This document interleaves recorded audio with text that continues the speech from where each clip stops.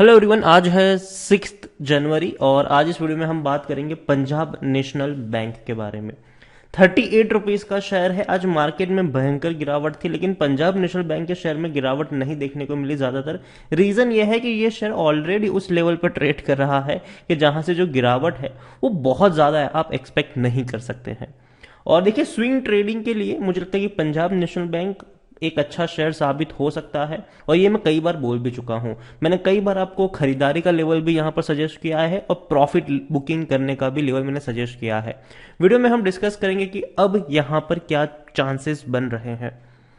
तो वीडियो को शुरू करूं से पहले, अगर आपने अभी तक चैनल को सब्सक्राइब नहीं किया है तो प्लीज अभी इसे सब्सक्राइब कर लीजिए, क्योंकि आगे भी बहुत सारे वीडियोस हैं जो आपको काफी ज्यादा हेल्प करेंगे।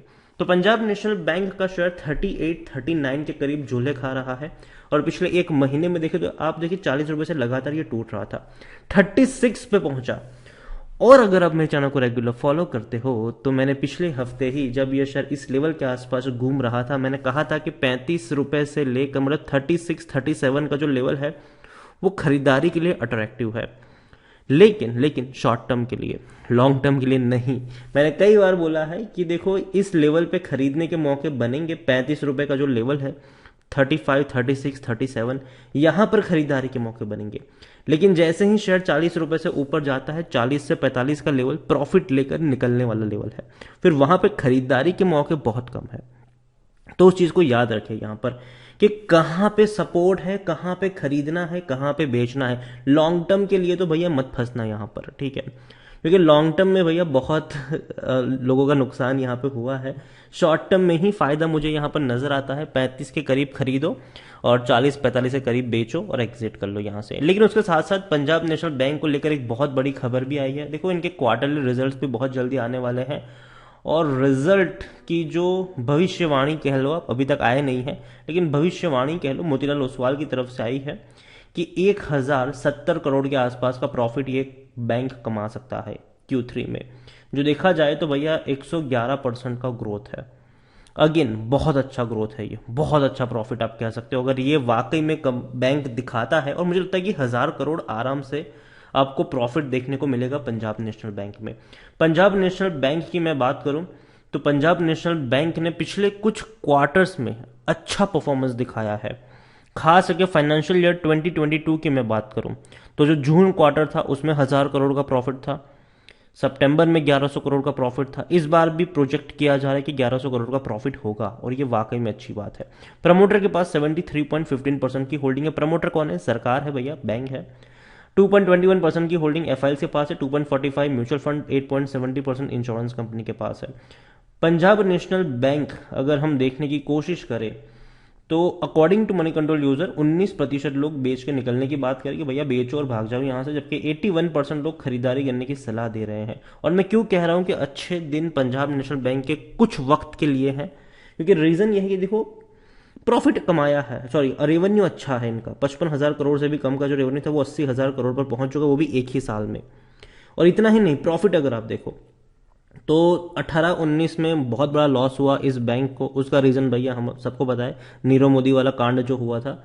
बैंक की रेपुटेशन भैया मिट्टी में यहाँ पे मिल चुकी थी। कई सारे लोन ऐसे दिए गए जो रिकवर तक नहीं हो पाए और बाद में वक्त लगा इनको रिकवर करने के लिए, 2 साल। आप देखेंगे 2020 में 360 करोड़ का प्रॉफिट कमाया, 2021 में 2150 करोड़ का प्रॉफिट कमाया और 2022 में जो 3 क्वार्टर्स, अब जो 2 क्वार्टर के रिजल्ट आए हैं उसमें ऑलरेडी इन लोगों ने 2000 करोड़ से भी ज्यादा का प्रॉफिट कमाया है। और जो Q3 है उसमें एक्सपेक्टेड किया जा रहा है कि 1000 करोड़ और कमाएंगे, मतलब 3000 करोड़ से भी ज्यादा का प्रॉफिट 3 क्वार्टर में।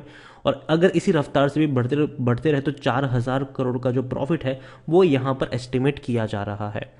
तो ये अगेन एक अच्छी बात है इस बैंक के लिए, प्रॉफिट्स अच्छे आ रहे हैं। लेकिन अगर हम देखें तो यहाँ पर पी रेशियो भी सस्ता है, 16 का है, जबकि सेक्टर पी 28 का है। तो पहली बात, सस्ते कीमत पर शेयर अवेलेबल है।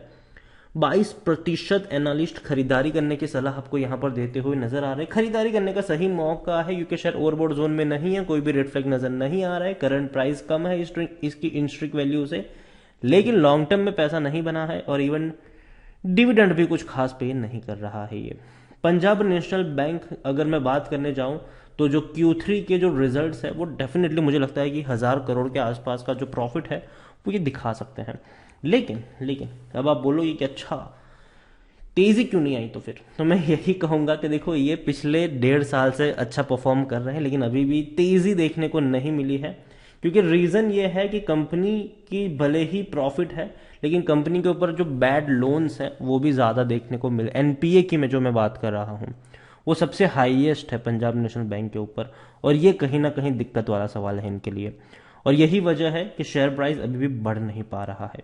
लेकिन जो सपोर्ट लेवल मुझे नजर आता है वो 35 रुपए के आसपास नजर आता है, और 35, 36, 37 ये तीन रेंज आप पकड़ के चलो भाई खरीदारी के लिए। और प्रॉफिट बुकिंग के लिए आप पकड़ के चलो 42, 43, 44, ये रेंज आप पकड़ के चलो, वहां पे आपको निकल जाना है, फिर ज्यादा लालच यहां पर नहीं करनी है।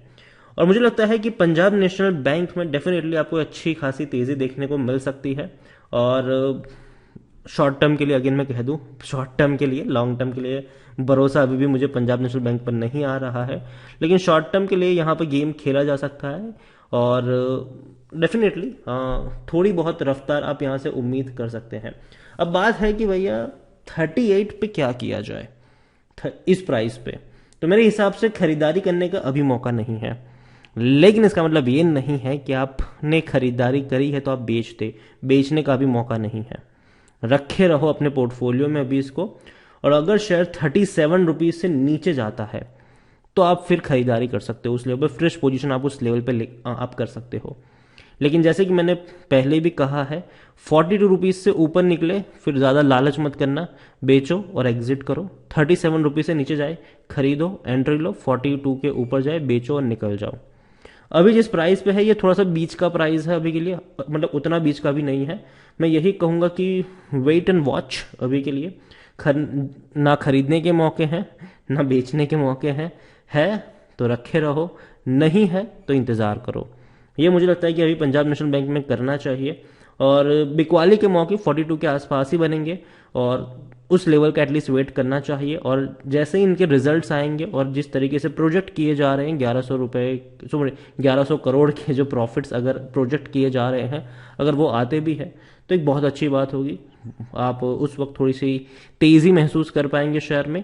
लेकिन अगेन उस तेजी का फायदा उठाइएगा प्रॉफिट लेने के लिए, ठीक है। ये मत सोचना कि अच्छा बहुत अच्छे नतीजे आए हैं मतलब अब 50 जाएगा, नहीं होने वाला है ऐसा।